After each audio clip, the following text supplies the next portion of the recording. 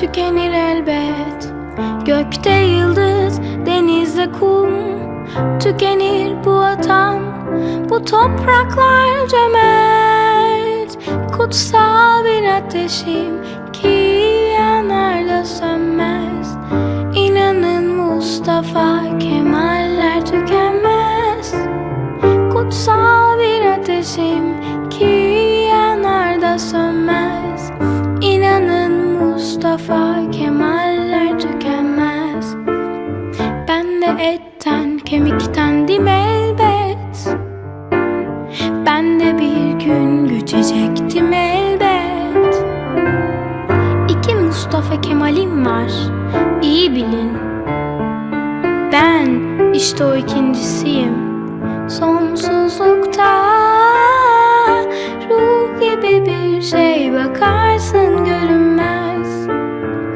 İnanın Mustafa Kemaller tükenmez.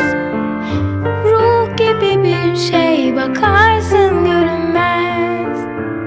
İnanın Mustafa Kemaller tükenmez.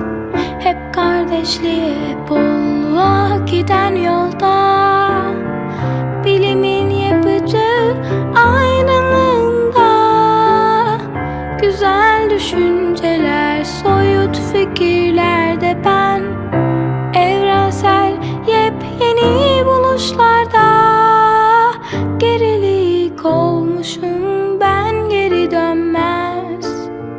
İnanın Mustafa Kemaller tükenmez.